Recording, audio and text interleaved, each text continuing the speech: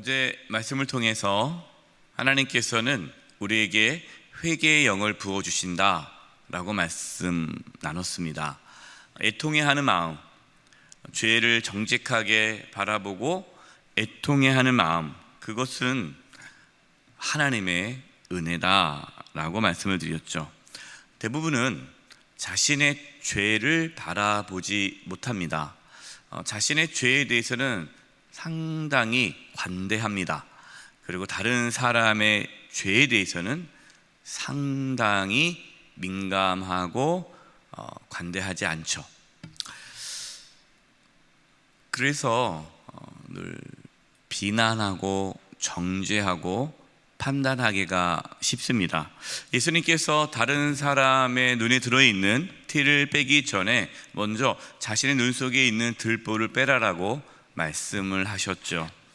우리에게 필요한 것은 우리 자신에 대한 정직함입니다. 우리 자신에게 숨겨져 있는 은밀한 죄악을 바라보고 애통해 할 수 있는 그것이죠. 우리는 이것을 회개라고 하죠. 자, 그러면 회개할 때 어떠한 일이 일어날까요? 오늘 본문 1절입니다. 그날에 죄와 더러움을 씻는 샘이 다윗의 족속과 예루살렘 주민을 위하여 열리리라. 그날 어떤 날입니까? 하나님께서 애통해하는 마음을 주셔서 회개하는 그날. 회개할 때 하나님께서 죄와 더러움을 씻는 샘이 열린다라고 말씀하고 있습니다. 무슨 뜻일까요? 죄사함은 우리의 힘으로 씻을 수 없다라는 것이죠. 어떤 분들은 내가 이렇게 착한 일을 많이 하면 용서받지 않을까, 그래서 그런 분들이 간혹 있어요. 밖에서 하나님께서 기뻐하지 않은 일을 하니까 교회에 와서 더 열심히 봉사하는 거예요. 더 열심히 하나님을 섬기는 거예요. 더 많은 헌금을 내고, 그것이 마치 이렇게 상쇄되듯이,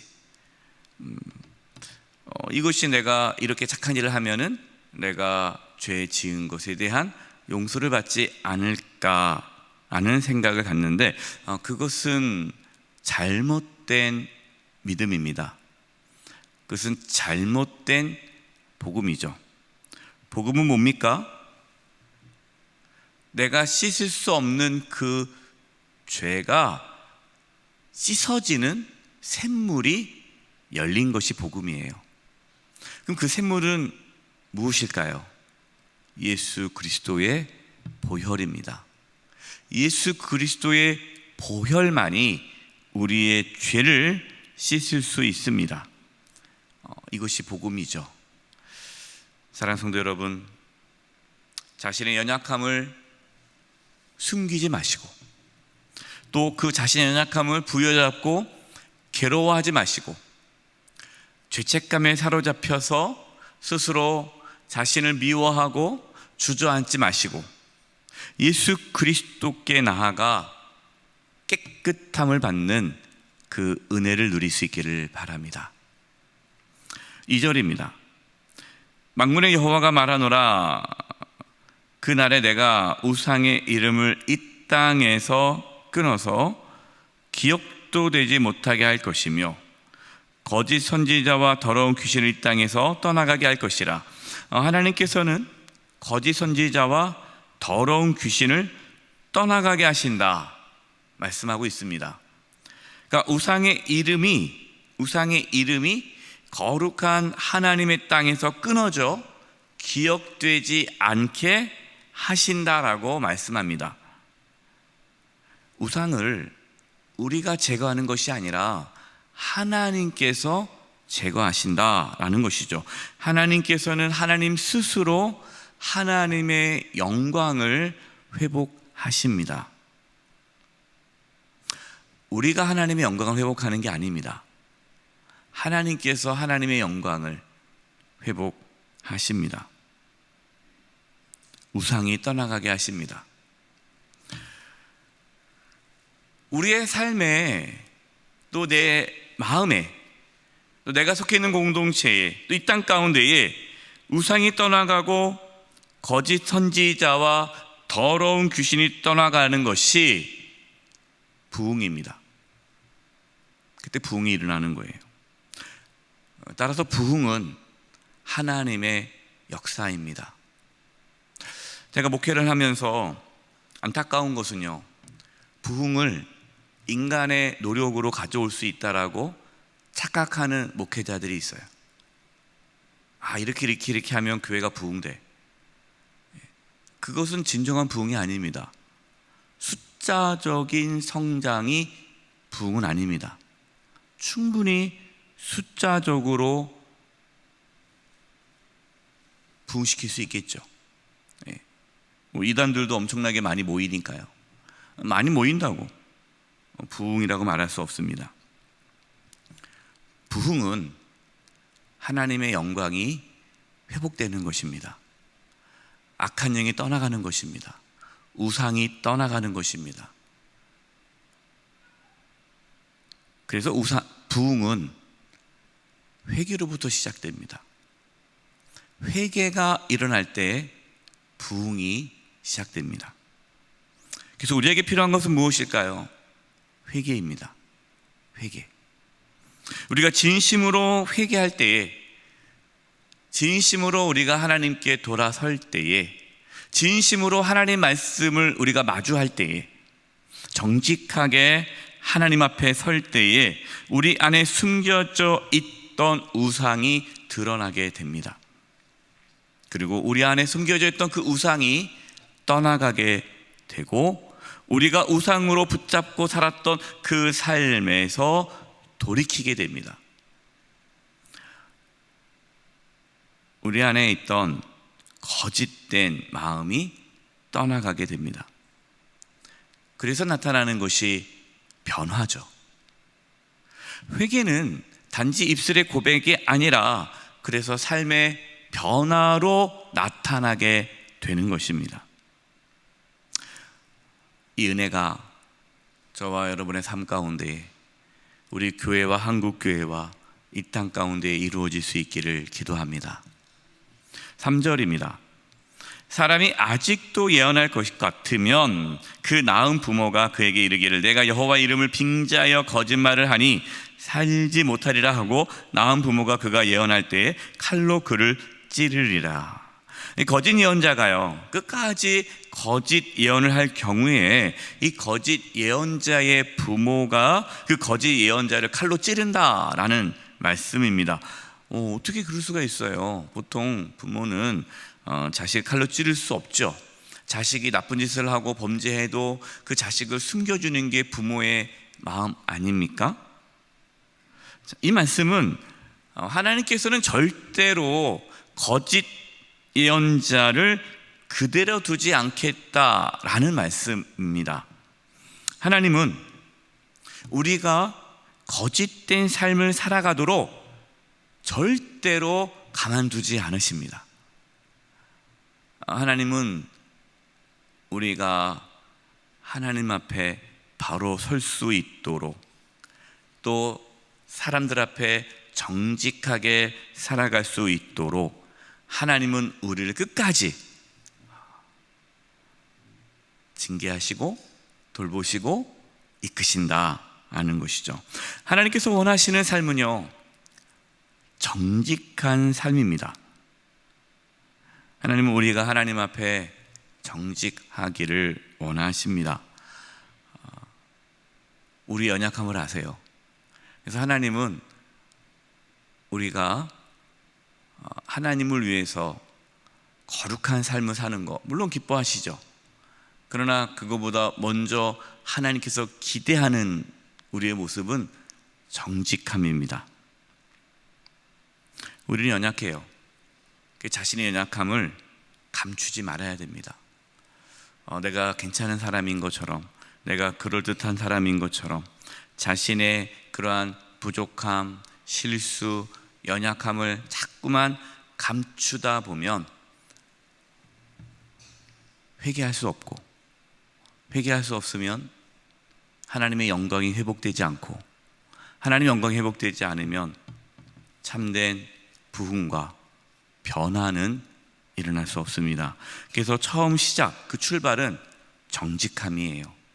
이 새벽에 우리의 연약함을 하나님 앞에 정직하게 내어놓을 수 있기를 바랍니다.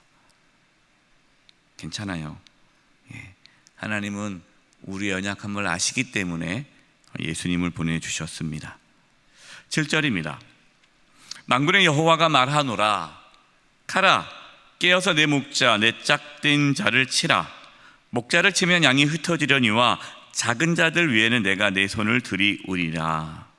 자, 하나님께서요, 하나님의 목자 그리고 하나님과 짝된 자를 칼로 치신다라고 말씀하는데, 여기서 하나님의 목자 또 하나님의 짝은 누굴까요? 예수님을 예표합니다. 예수님이에요. 스가랴 13장 7절, 오늘 방금 읽었던 내 목자, 내 짝된 자를 치라.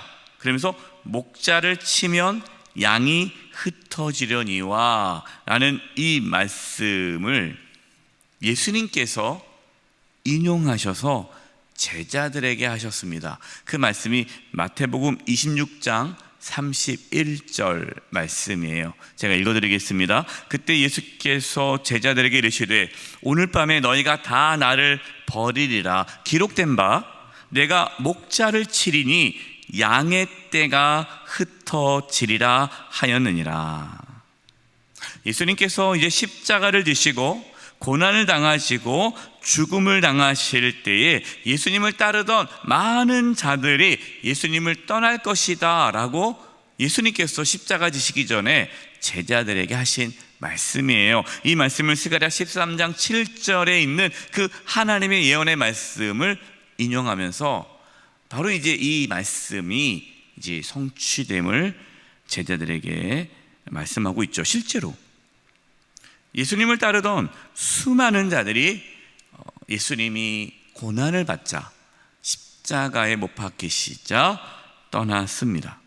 8절이에요. 여호와가 말하노라. 이 온 땅에서 3분의 2는 멸망하고 3분의 1은 거기 남으리니, 이 3분의 2가 멸망한다라는 것은요, 예수님을 따르다가 떠나는 자들이 많다라는 것을 의미합니다. 그러나 환난 중에도 끝까지 믿음을 지킨 자들이 있다. 3분의 2는 망하고 3분의 1은 남는다. 이것에 대한 말씀이 9절이에요. 내가 그 3분의 1을 불 가운데에 던져 은같이 연단하며 금같이 시험할 것이라. 그들이 내 이름을 부르리니 내가 들을 것이며 나는 말하기를 이는 내 백성이라 할 것이요 그들은 말하기를 여호와는 내 하나님이시라 하리라.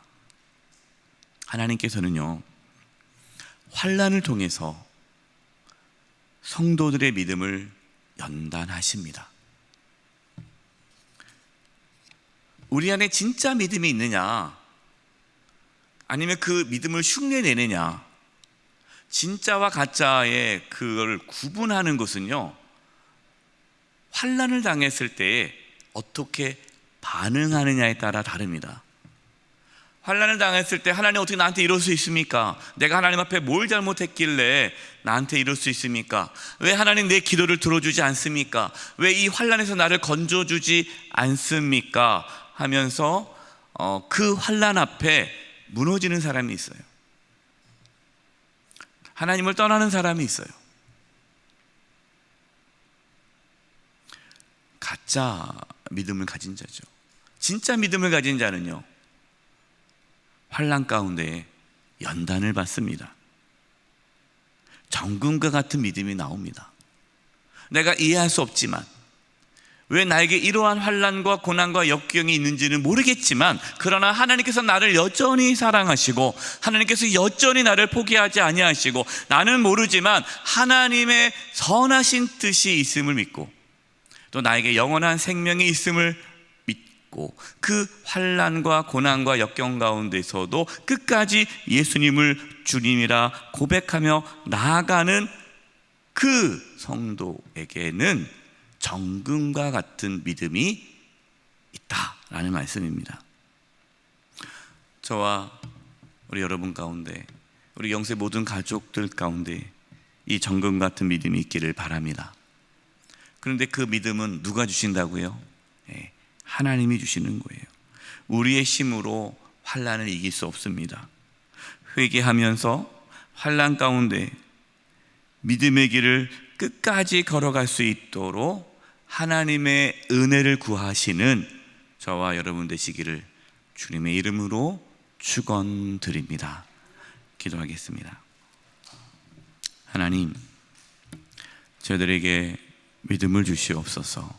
참 저희가 연약합니다. 부족합니다. 작은 일에도 쓰러지고 넘어집니다.